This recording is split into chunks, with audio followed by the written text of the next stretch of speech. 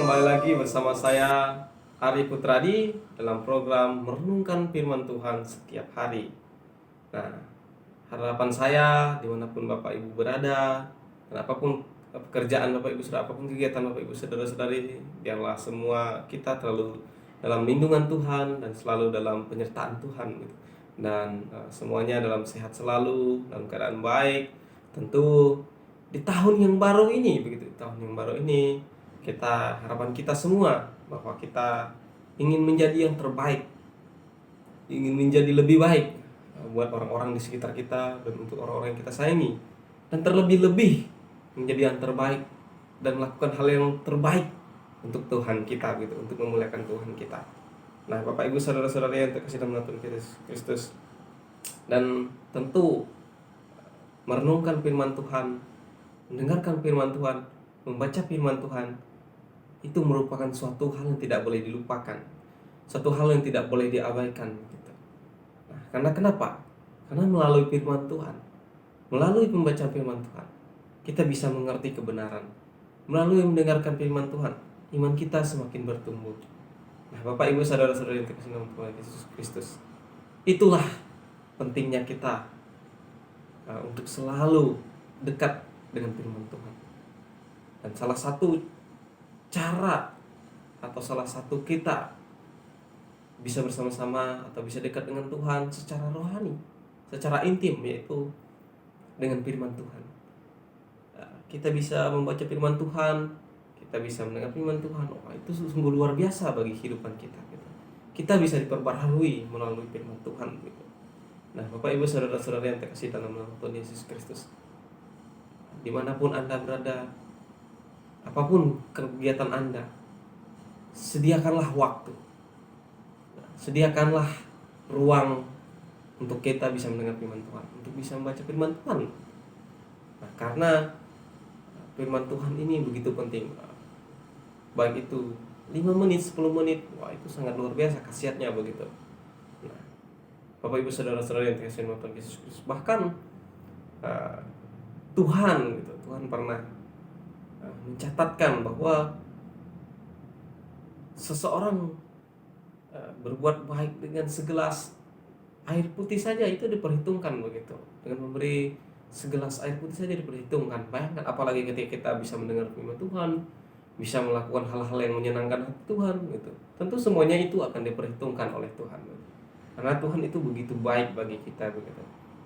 Bapak Ibu saudara-saudara yang terkasih dalam nama Tuhan Yesus Kristus, sungguh ketika kita meyakini, ketika kita mengambil keputusan untuk hidup menyenangkan hati Tuhan, ketika kita mengambil keputusan untuk hidup melayani Tuhan dengan berbagai talenta kita, dengan berbagai kemampuan kita begitu. Nah, itu adalah suatu hal yang sungguh luar biasa gitu. Sungguh luar biasa karena kita mengasihi Tuhan gitu. Karena kita mengasihi Tuhan. Tetapi kalau orang yang tidak mengasihi Tuhan, jikalau orang tidak mencintai kebenaran gitu, nah tentu dia mementingkan dirinya sendiri. Dia lebih mementingkan hal-hal jasmani, dia lebih mementingkan hal-hal duniawi ini begitu daripada mengutamakan Tuhan. Sedangkan seorang yang percaya, seorang yang cinta kebenaran, seorang yang takut akan Tuhan, dia mengotoritaskan Tuhan, dia mengutamakan pelayanan untuk Tuhan gitu. Nah, oleh sebab itulah saya ingin mengajak kita untuk belajar bersama-sama firman Tuhan. Nah, di tahun yang baru ini saya ingin kita semua lebih aktif, lebih rajin, lebih tekun untuk belajar firman Tuhan, lebih aktif untuk membaca firman Tuhan.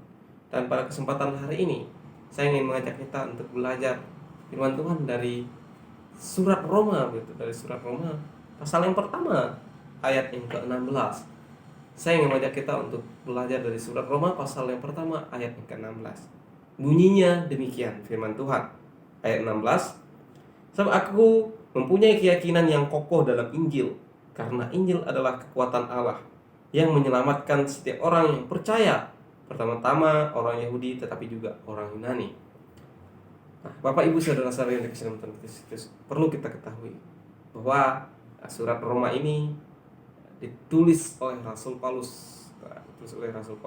Di mana Rasul Paulus adalah seorang rasul, salah satu rasul yang ditunjuk langsung oleh Tuhan Yesus ketika ia berjalan menuju Damsyik begitu.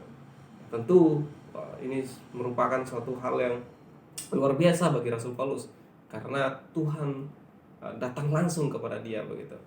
Nah, Bapak Ibu saudara-saudara yang dikasihi dalam Yesus Kristus, dari ayat yang sudah kita baca, saya ingin mengajak kita untuk belajar satu tema, yaitu kekuatan Injil begitu, kekuatan Injil. Nah, kekuatan Injil.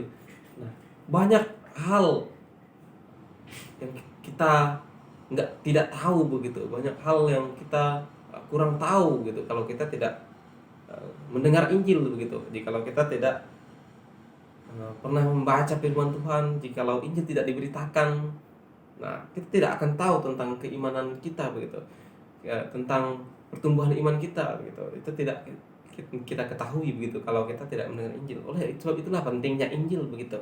Nah, Injil ini harus ada yang menyampaikannya begitu.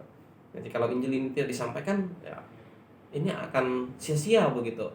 Nah, tetapi jikalau kita sudah mendengar Injil begitu, nah, Injil ini ketika kita terima begitu, ya, Injil ini ketika kita telah serapi begitu, telah kita yakini seperti yang dicatatkan dalam surat Roma ini begitu. Nah, ini akan memberikan khasiat yang luar biasa begitu. Nah, Injil ini mempunyai khasiat yang luar biasa karena Injil ini adalah kabar baik begitu. Ini adalah kabar baik, bukan kabar untuk duka cita begitu, bukan kabar buruk begitu, tetapi kabar baik. Nah, kabar baik apa? Yaitu bahwa melalui pengorbanan Yesus Kristus, melalui karya Yesus Kristus di atas kayu salib, kita diselamatkan. Yesus menggantikan kita, disalibkan, menebus dosa kita begitu. Nah, itu adalah karya dari Kristus. Itulah isi Injil begitu, salah satu isi Injil, di mana kita harus percaya begitu kepada Injil. Nah, kalau orang yang tidak percaya kepada Injil ini tidak akan diselamatkan begitu. Tidak percaya kepada Injil. Dan salah satu syarat untuk menerima Injil begitu, harus percaya dan bertobat. Harus percaya kepada karya Kristus itu. Harus berbalik dari dosa-dosa kita, harus meninggalkan dosa-dosa kita begitu. Nah, supaya Injil ini bisa memiliki khasiatnya begitu, supaya Injil ini bisa kita nikmati begitu, supaya Injil ini bisa menjadi hal-hal yang luar biasa dalam kehidupan kita. Tetapi kalau kita tidak percaya kepada Injil, tetapi kalau kita tidak menerima Injil begitu, nah ini akan sia-sia saja begitu. Ini tidak akan membawa efek apa-apa begitu. Ya, hanya sekedar untuk didengar saja, itu tidak ada manfaatnya begitu. Tetapi ketika kita menerima Injil, kita akan mendapatkan hal-hal yang baru begitu. Kita akan mendapat hal-hal yang mungkin belum kita ketahui begitu dari Injil itu. Oleh sebab itulah perlu kita terus mendengarkan Injil begitu. Nah, Injil ini disampaikan itu melalui apa? Firman Tuhan gitu. Sesuai firman Tuhan. Dan firman Tuhan ini adalah Injil gitu. Salah satu Injil, kabar baik begitu. Nah, bagian dari Injil adalah firman Tuhan, yaitu Alkitab begitu. Nah, ini yang harus kita sampaikan begitu.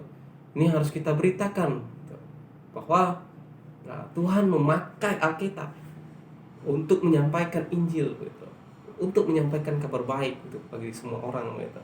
Nah, tapi banyak orang yang menambah-nambahkan Injil.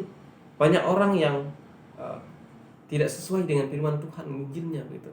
Kabar baiknya tidak sesuai dengan firman Tuhan. Ada yang menambah keselamatan dengan baptisan gitu. Nah, tentu kalau ditambah baptisan, Yesus Kristus sia-sia begitu mati di kayu salib. Karena seorang selamat cukup dibaptis begitu. Dan juga ada yang mengatakan bahwa dengan melakukan hal kebaikan begitu, wah ini sangat tidak baik begitu, tidak tepat begitu, sangat-sangat salah begitu. Karena kenapa? Kalau kita terus berbuat baik, ketika kita melakukan kesalahan, karena manusia tidak luput dari kesalahan, kita berbuat baik lagi, terus kita berbuat dosa lagi, berbuat baik lagi. Oh, ini sangat tidak harmonis begitu, tidak efektif begitu. Tetapi Tuhan mau ketika kita menerima Injil, yaitu Injil di mana kita harus percaya dan bertobat, percaya kepada Sang Juru Selamat begitu. Sama seperti orang perjanjian lama percaya kepada Juru Selamat yang akan datang, maka mereka akan diselamatkan gitu. Nah, itulah Injil mereka, bahwa Juru Selamat akan datang untuk menebus dosa mereka. Dan orang percaya zaman perjanjian baru, percaya kepada Juru Selamat yang sudah datang, yang sudah menggantikan dia di atas kayu salib, yang sudah menebus dosa dia.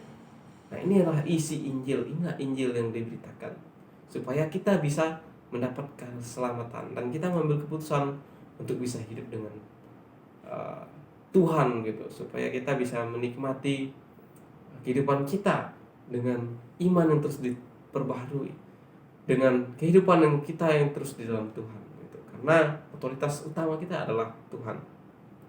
Dan Injil ini merupakan satu hal yang luar biasa begitu, luar biasa.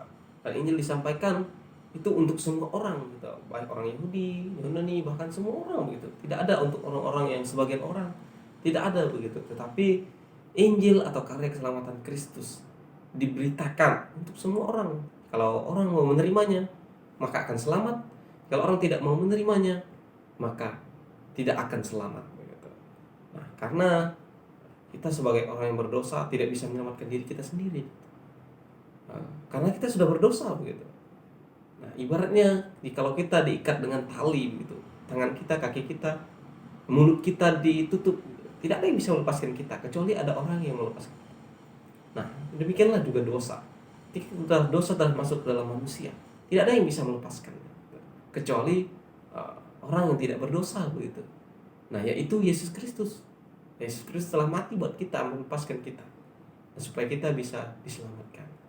Nah, oleh sebab itu pentingnya kita menerima Injil gitu.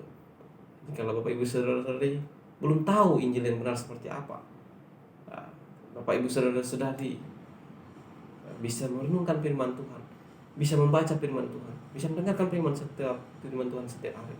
Maka Bapak Ibu Saudara-saudari akan tahu mana Injil yang benar, yang sesuai dengan akal budi kita, sesuai dengan apa yang Tuhan inginkan dalam kehidupan kita.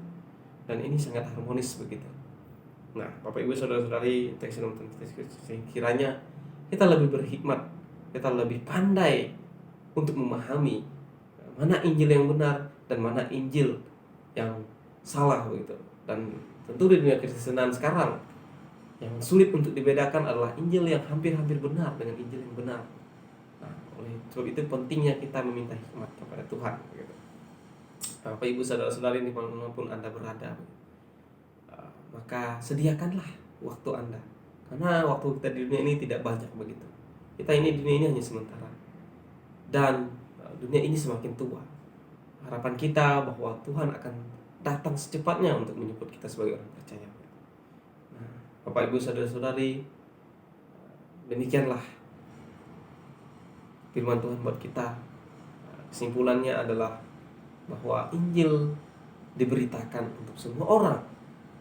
Dan Injil kalau kita menerimanya akan memiliki kuasa yang luar biasa, yang mampu membawa kita kepada kehidupan yang baru, kehidupan yang baik. Tapi kalau kita tidak menerimanya, maka kita akan dibinasakan dan Injil itu akan sia-sia begitu. Nah, oleh sebab itu ambillah keputusan untuk percaya kepada Injil yang benar, untuk terus mendengarkan Injil, supaya iman Anda semakin diperbaharui, iman Anda semakin bertumbuh di dalam Tuhan dan menjadi orang yang takut akan Tuhan. Nah, jadi cukup sekian renungan firman Tuhan untuk kita pada hari ini. Biarlah kita merenungkan dalam hati kita masing-masing. Biarlah kita renungkan, apakah yang saya imani selama ini benar, apakah ajaran yang saya percaya selama ini benar atau tidak, apakah sesuai Alkitab atau tidak. Nah, itu kita renungkan, kita bandingkan. Kalau tidak sesuai dengan Alkitab, maka kita harus ambil keputusan untuk hidup dan untuk mengambil keputusan untuk berpegang pada yang benar, yaitu yang sesuai dengan Alkitab. Oke, cukup sekian firman Tuhan untuk kita pada hari ini, kita renungkan. Dan sekian dari saya, Arif Putradi. Salam Maranatha.